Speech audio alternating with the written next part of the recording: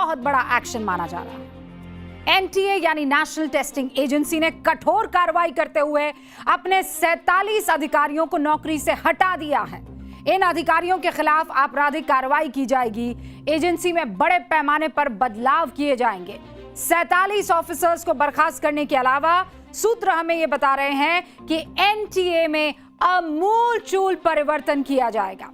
अगले 1 महीने में एनटीए की रीस्ट्रक्चरिंग होगी, यानी नए सिरे से इसका गठन किया जाएगा। एजेंसी जिस तरह से आउटसोर्सिंग किया करती थी उसको बदल दिया जाएगा। और हमें तमाम विशेषज्ञ बता रहे हैं कि एक समिति की सिफारिश है और ये तमाम स्पेशलाइज्ड लोग हैं जिन्होंने एक कमेटी बनाई थी, उसकी सिफारिशों के आधार पर ये सारे बदलाव किए जाएंगे। कुल मिलाकर एक लीक प्रूफ व्यवस्था बनाई जाएगी। और आपको यह भी बता दूं मैं कि 15 से 20 राष्ट्रीय परीक्षाएं कराने की जिम्मेदारी आती है एनटीए के पास। 15 से 20 राष्ट्रीय परीक्षाएं। नीट तो है ही, लेकिन जेईई, सीयूईटी जैसी परीक्षाएं इसमें शामिल है। पेपर लीक के मामले में सरकार ने एनटीए में बहुत बड़ा एक्शन ले लिया है। अब सरकार ने एनटीए के रीस्ट्रक्चर और रिफॉर्म का भी फैसला कर लिया है, यानी एनटीए का नाम छोड़कर अब सब कुछ बदल जाएगा। Everything is going to change. NTA में 16 नए सीनियर पोस्ट क्रिएट किए जाएंगे। 8 डायरेक्टर लेवल के नए पोस्ट होंगे। 8 जॉइंट डायरेक्टर लेवल की नई पोस्ट बनाई जाएगी। यह इस वक्त की जानकारी हमें मिली है, तो सुधार होगा और बड़े लेवल का सुधार होगा। जब एनटीए के पूरे स्ट्रक्चर को बदलने की बात हो रही है, तो आपको यह भी जानना चाहिए कि एनटीए में कुल कितने अधिकारी और कर्मचारी हैं। कुल 24 परमानेंट ऑफिसर्स हैं। कितने? 24। जबकि इस एजेंसी में कुल 39 स्थायी पद स्वीकृत किए गए हैं। होने कितने चाहिए? 39, लेकिन अभी भरे कितने हैं? 24। एनटीए में कुल 221 कर्मचारी है टोटल। मैं ऑफिसर्स की पहले बात बता रही थी, टोटल कर्मचारी की संख्या है एनटीए में 221। इसमें से 73 कर्मचारी कॉन्ट्रैक्ट पर रखे गए हैं। 124 कर्मचारी आउटसोर्स किए गए हैं और अब इसी को बदला जाएगा। इस बदलाव के साथ पेपर लीक माफिया से निपटने के लिहाज से एक ऐतिहासिक दिन भी रहा, आप ये जान लीजिए। अब आप पूछेंगे मैडम कैसे ऐतिहासिक रहा?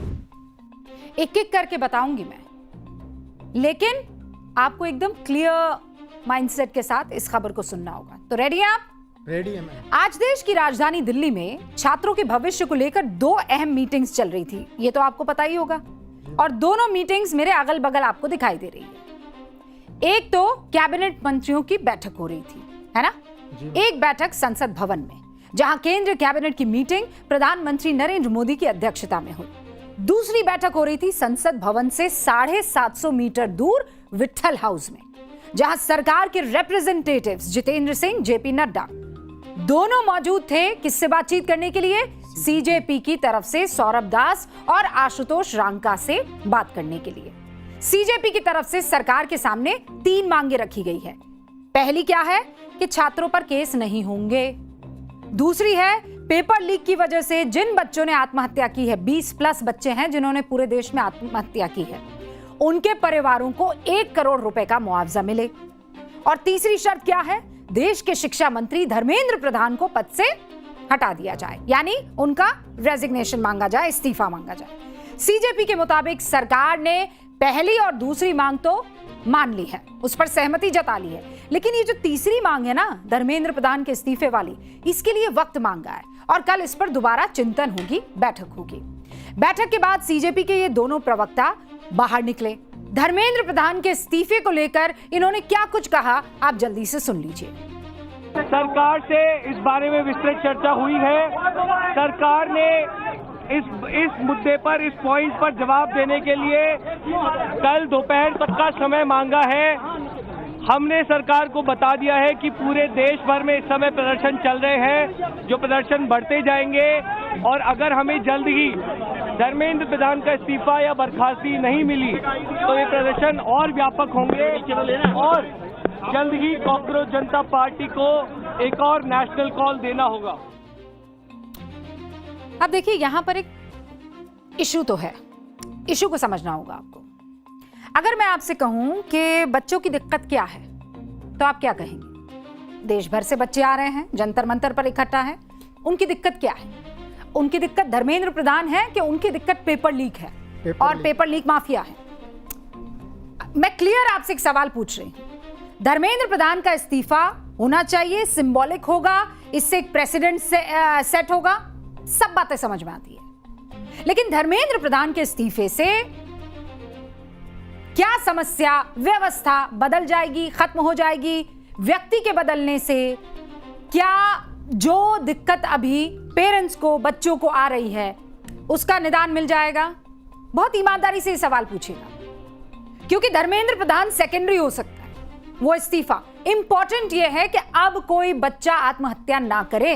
हाँ, ये प्रेशर आप बनाए रखिए, लेकिन साथ में व्यवस्था दुरुस्त होने पर भी लगातार बात होनी चाहिए और लगातार उस पर काम होते रहना चाहिए। राइट। वरना मामला क्या हो जाएगा? सीजेपी पूरी समस्या का जड़ से निदान या समाधान चाहती है कि नहीं चाहती, उस पर बड़ा सवाल लग जाएगा कि भैया ये सब तो ठीक है, ये सब तो ठीक है, पहले इस्तीफा। नहीं, पहले इस्तीफा, पहले प्रॉब्लम का सलूशन। सिर्फ एक व्यक्ति को पद पर हटाकर क्या संतोष कर लेगी सीजेपी? सीजेपी दावा कर रही है कि उसका आंदोलन देश भर में फैल गया है, तो इस आंदोलन का इस्तेमाल व्यवस्था बदलने के लिए किया जाना चाहिए कि नहीं किया जाना चाहिए? क्योंकि अगर व्यक्ति बदलने से पेपर लीक रुक जाता, बहुत ध्यान से सुनिएगा, अगर व्यक्ति के इस्तीफे से, व्यक्ति बदलने से पेपर लीक रुक जाता, तो फिर महाराष्ट्र में टीईटी का पेपर लीक कैसे हो गया? शिक्षा मंत्री धर्मेंद्र प्रधान वहां तो नहीं है। पंजाब में फार्मेसी ऑफिसर का पेपर लीक कैसे हो गया? वहां तो बीजेपी की सरकार नहीं है। झारखंड में जेएसी के 10वीं बोर्ड का पेपर कैसे लीक हो गया? वहां तो इंडिया गठबंधन की सरकार है। तेलंगाना में 10वीं के उर्दू का पेपर और 12वीं में लैंग्वेज का पेपर लीक हो जाता है, वहां के शिक्षा मंत्री तो कांग्रेस से हैं। पिछले दिनों तमिलनाडु में बीएड के creating an inclusive school subject का पेपर लीक हो गया था, तब तो वहां डीएमके की सरकार थी। और चूंकि व्यापक हो गया है सीजेपी का ये पूरा प्रोटेस्ट, तो क्या हर राज्य में जाकर शिक्षा मंत्री का इस्तीफा मांगा जाएगा? सिंपल सा मेरा सवाल, और इसका जवाब दे दे सीजेपी के तमाम लीडर्स। दिक्कत व्यक्ति से ज्यादा व्यवस्था में है। हमें अपने बच्चों के भविष्य के लिए उस व्यवस्था को बदलने का दबाव, जो कि सोनम वांगचुक भी चाहते हैं, उसका दबाव बनाना चाहिए। जिम्मेदारी धर्मेंद्र प्रधान की है, जिम्मेदारी धर्मेंद्र प्रधान की तय होनी भी चाहिए। अकाउंटेबिलिटी से कोई नहीं बचना चाहिए, लेकिन किसी के इस्तीफे भर से समस्या खत्म नहीं होने वाली है, ये सच बात है। कड़वी हो सकती है, आपके पॉलिटिकल उस एजेंडे को भले ही सेट ना करती हो, सूट ना करती हो, लेकिन सच तो यही है। समस्या खत्म करने के लिए व्यवस्था बदलने की जरूरत है।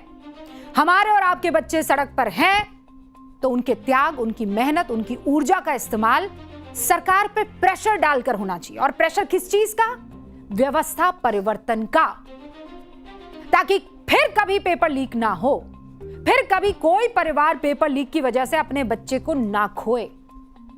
अब सरकार क्या कह रही है? वो व्यवस्था बदलना चाहती है। कल प्रधानमंत्री नरेंद्र मोदी आए 11:52 पर, मतलब इस तरीके का विजुअल प्रधानमंत्री नरेंद्र मोदी का आपने पहले कभी नहीं देखा होगा। भाई, प्रधानमंत्री की एक पूरी टीम होगी, मेरे सारे कैमरा पर्सन साथी यहां पर मौजूद हैं। अगर ये कहा जाए कि ये वाली जो फ्रेम है, इस फ्रेम को आप सही मानेंगे, तो आप कहेंगे नहीं, ये तो प्रोफेशनल नहीं है, बिल्कुल भी नहीं है। लेकिन जेनजी से कनेक्ट करने के लिए प्रधानमंत्री ने खुद कैमरा अपने हाथों में लिया, वीडियो शेयर करके क्या कहा? पेपर लीक मामलों पर फास्ट ट्रैक कोर्ट का मसौदा तैयार हो गया है, अगले हफ्ते ये बिल संसद में पेश हो जाएगा। आप एक बार सुन लीजिए। फास्ट ट्रैक कोर्ट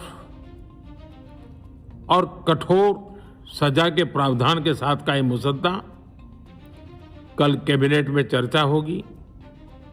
कैबिनेट के साथियों के सुझाव के बाद उसका अंतिम रूप दिया जाएगा और सोमवार से संसद का दूसरा सप्ताह शुरू हो रहा है, तब जल्द से जल्द उस बिल को सदन में पारित कराने का प्रयास किया जाएगा। तो भाई पीएम के इस बयान से ये साफ है कि सरकार पेपर लीक रोकने के बड़े बदलाव और पेपर लीक रोकने के लिए बड़े चेंजेस करने की कोशिश में है। पीएम ने जो कहा उस पर कुछ घंटों में केंद्र कैबिनेट की मुहर भी लग गई, राइट। अब इसीलिए सूत्र हमें जो बता रहे हैं वो मैं आपको बताना चाहती हूँ, लेकिन उसके लिए हमको जाना होगा बोर्ड बाबू के पास। चलिए भाई, प्रणाम कीजिए बोर्ड बाबू को। भैया नमस्ते। बोर्ड बाबू, अब मैं आपको ये बताना चाहती हूँ कि सरकार की तैयारी क्या है पेपर लीक पर, ठीक है। सरकार चाहती ही नहीं है कि आगे जो है किसी तरह की परेशानी अब युवाओं को आए। तो क्या तैयारी है? 10 साल की सजा जो है उसका प्रावधान है। क्या चाहती है वो? कम से कम 10 साल की सजा हो, सॉरी अधिकतम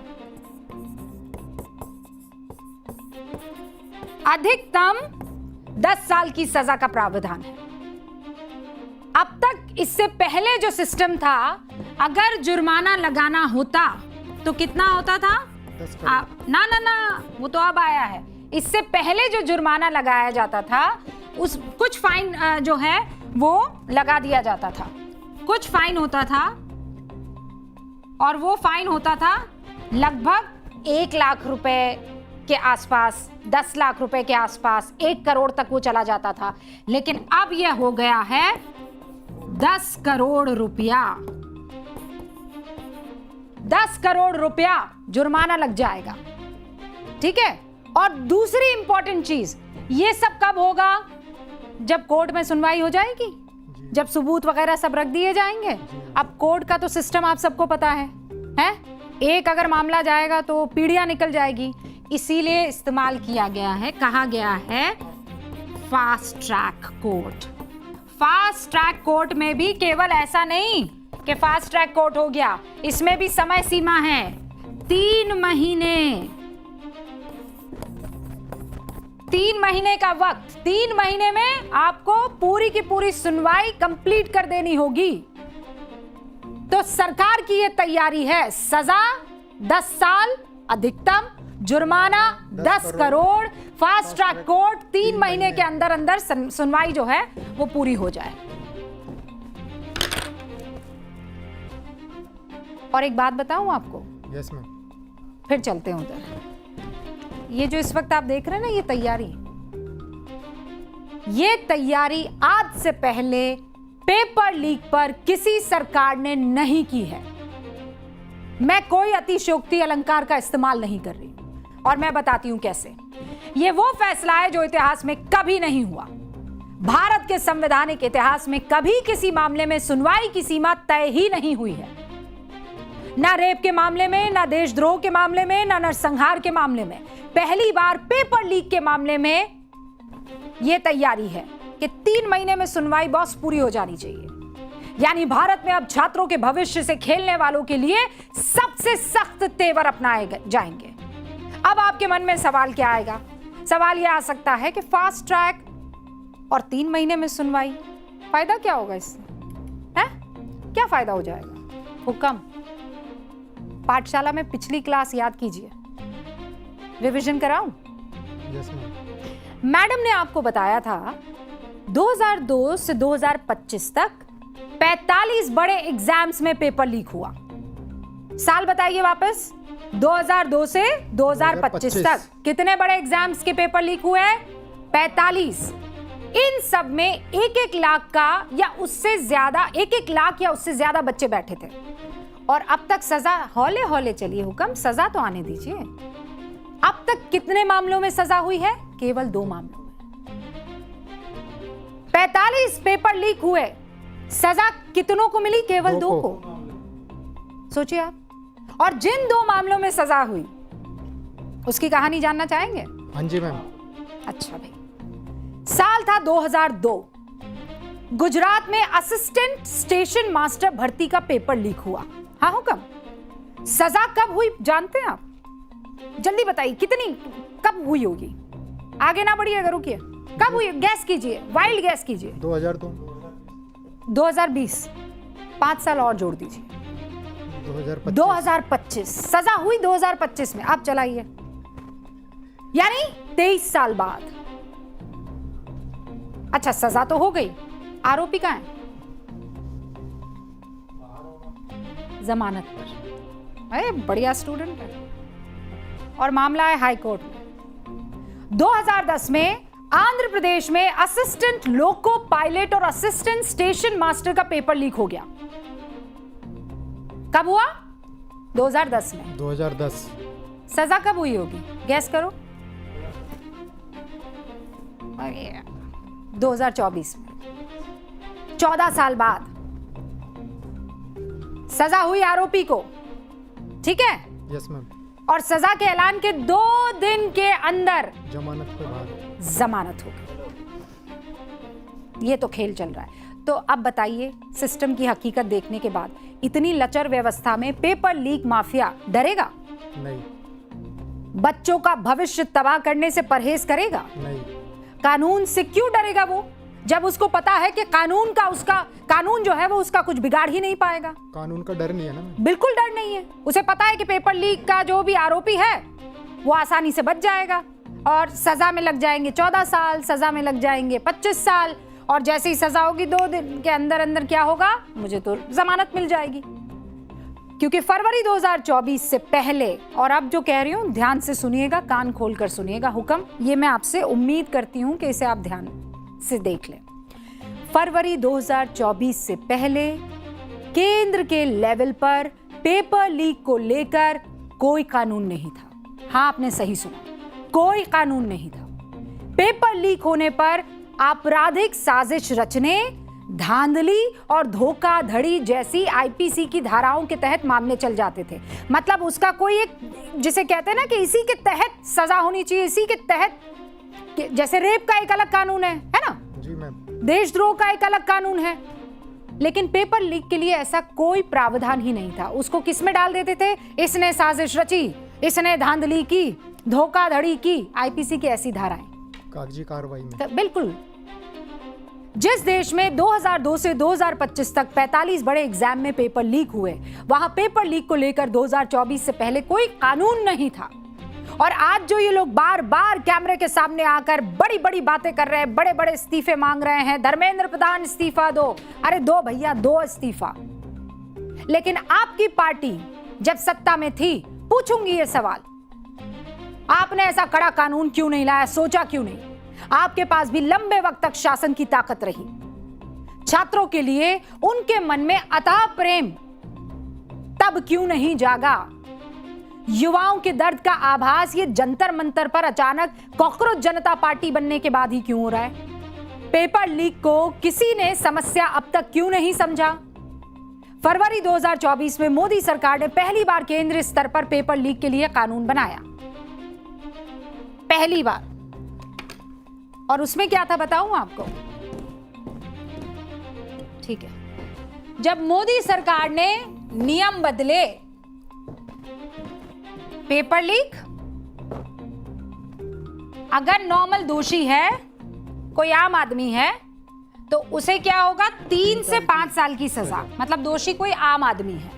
ये जो अपन थर्ड पार्टी वाला नहीं करवा देते हैं कि भैया आ जाओ अपना काम, तो ये अगर दोषी हुआ तो 3 से 5 साल की सजा। और जुर्माना कितना? 10 लाख। अगर दोषी जो है कोई आम हुआ, ठीक है।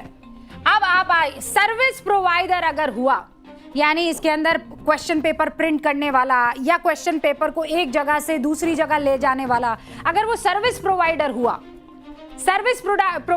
तो 1 करोड़ का जुर्माना था और 4 साल के लिए उसे ब्लैकलिस्ट कर दिया जाता था। लेकिन भैया 5 साल बाद आ सकते हैं। फिर आप आइए, मैनेजमेंट का अगर हुआ, ये आदमी अगर मैनेजमेंट का हुआ और डायरेक्टर लेवल का हुआ, तो क्या होगा? 3 से 10 साल की उसे सजा होगी और 1 करोड़ रुपए का जुर्माना। ये 2024 का कानून है, इससे पहले कानून नहीं था। लेकिन अभी जो मैंने आपको बताया कि एक और इसमें संशोधन करके और कानून बदला जाएगा, उसमें क्या है? इसी सत्र में अगले हफ्ते आ जाएगा। उसमें पता है ना क्या है? Fast track. हाँ, 10 करोड़ 10 करोड़ का जुर्माना, कोई भी हो, 10 करोड़ का जुर्माना। सूत्र अभी ये बता रहे हैं। और दूसरा ये कि 10 साल की सजा, ये 3 साल, 5 साल, 4 साल, ये ये सब नहीं, सिंपल। अब सरकार इसे और सख्त करते हुए ये कदम बढ़ाने की तरफ बढ़ रही है। लेकिन पेपर लीक माफिया के मन में कानून का डर बैठाने के लिए जो सबसे बड़ा बदलाव चाहिए वो बदलाव है फास्ट ट्रैक कोर्ट। 3 महीने के अंदर सुनवाई को पूरा करना। अब आप पूछेंगे वो कैसे मैडम? कैसे मैम?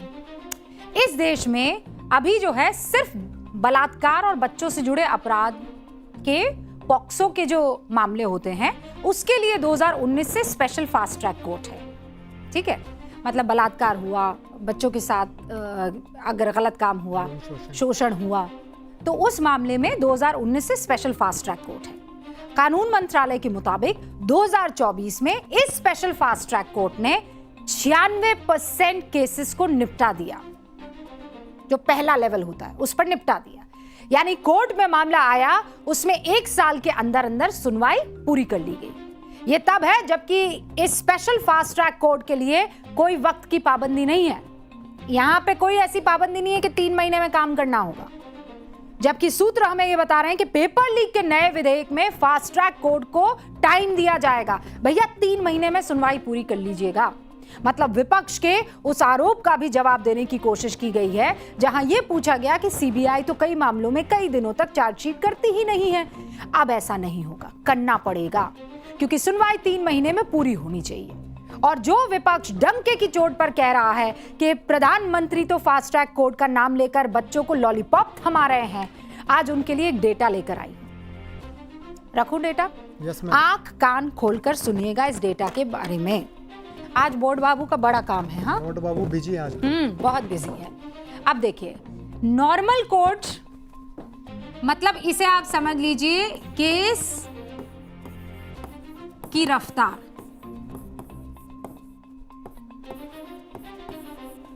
ठीक है, कि कहां पर? कोर्ट में।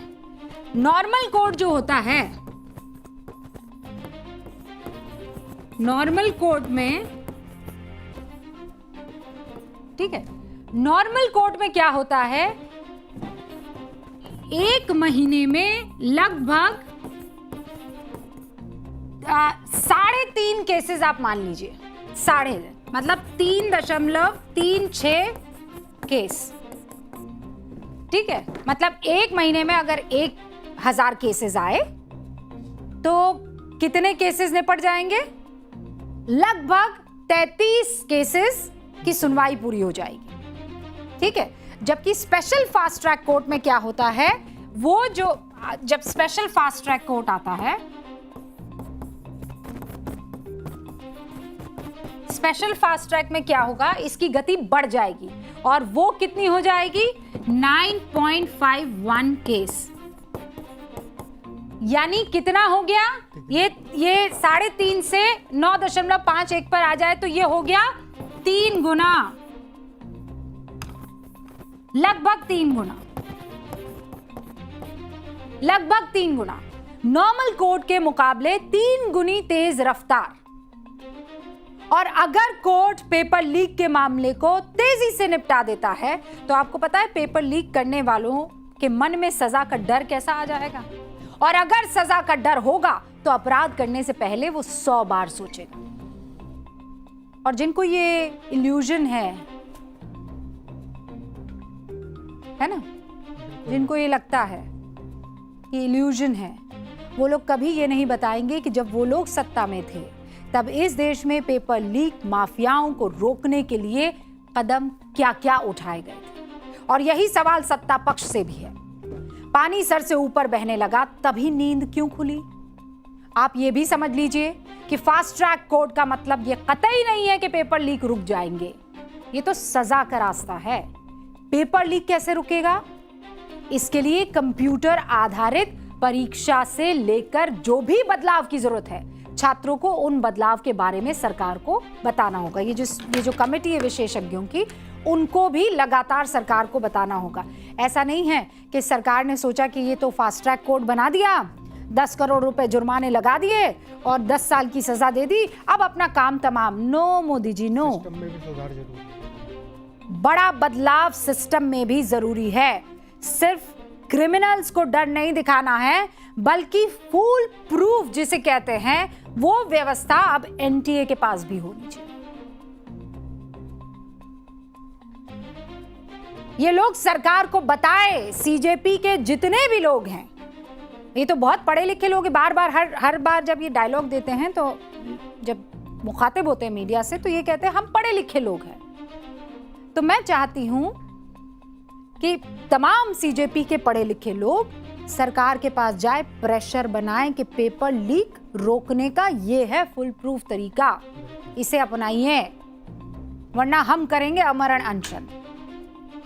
उन सुझावों को देश के सामने रखना चाहिए इनको, और अगर सरकार उन सुझावों को ना माने तो फिर हम भी चलते हैं जंतर मंतर। तभी सोनम वांगचुक की 26 दिन वाली भूख हड़ताल सफल होगी। और भूख हड़ताल से याद आया, गजब सियासत हो रही है भूख हड़ताल पर। भूख हड़ताल पर सियासत से ज्यादा भूख हड़ताल खत्म करने पर। करें क्या अगला चैप्टर इसमें? Yes ma'am. चलिए फिर खोलिए चैप्टर। भूख हड़ताल पर किस तरीके का माहौल बना रहे हैं ये लोग, होश फाख्ता हो जाए ये सोचकर। क्या सोनम वांगचुक